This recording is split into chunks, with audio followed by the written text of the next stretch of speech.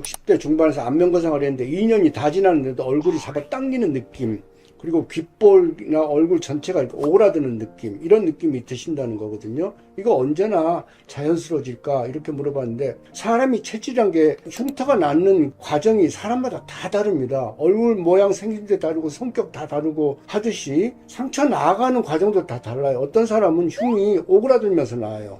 어떤 사람은 흉이 튀어 올라오면서 흉 덩어리가 생기면서 났습니다. 어떤 사람은 빨갛게 모세혈관이 증식이 됐다가 모세혈관이 없어지면서 색깔이 없어지면서 났고, 어떤 사람은 나중에 보면은 흉이 하얗게 된 사람도 있고, 어떤 사람은 흉이 빨갛게 되는 사람도 있고, 보통은 흉이 안 보이지만 어떤 사람은 그렇다 이거죠. 그게 다 체질입니다. 어떻게 보면 미리 알 수가 없어요. 그래서 수술하기 전에 뭐 켈로이드 체질이냐 물어도 보고, 어떤 우두 자국 같은 거라든지 뭐 이런 거 제왕절개 같은 거 있으면 그런 거 흉터가 얼마나 오그라들었는지 튀어 올라왔는지 보기도 합니다만은, 체간에 지는 흉은 그렇게 져도 얼굴은 또 멀쩡하게 흉이 잘 안 지는 경향이 있거든요. 그래서 100% 예측을 할 수 없는데, 결국에는 흉이 속에서 오그라드는 현상이 조금 이분은 심한 거죠. 심하게 해서 그럴 수도 있고, 박리를 적당히 했는데 체질이 그래서 그럴 수도 있고, 박리를 적당히 했고 체질도 나쁘지 않은데 수술 후에 약하게 그 임상화 쪽으로 감염 같은 게 생겨서 조직의 염증 반응에 의해서 이렇게 이런 일이 있을 수도 있습니다. 수술 중에 어떤 물질을 썼는지도 모르지만은 사용하는 실이, 녹는 실이라든지 안 녹는 실이라든지 의사마다 쓰는 봉합사나 이런 것들이 다 다르거든요. 속에도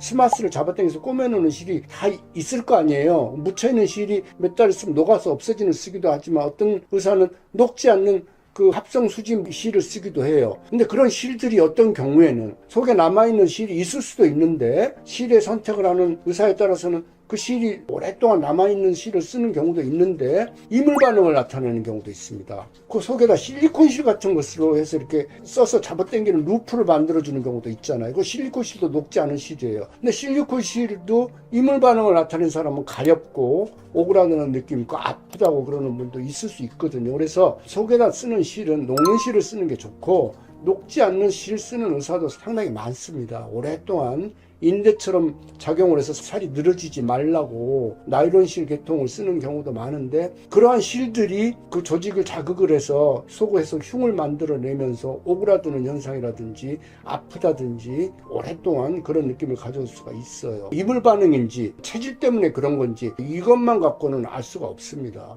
과거에 대해서 면담도 해보고 몸 다른데 어떤 흉이 있는지, 그렇게 흉이 오그라드는 체질인지 이런 걸 물어보고 그렇게 해야지 짐작을 할 수가 있을 것 같아요.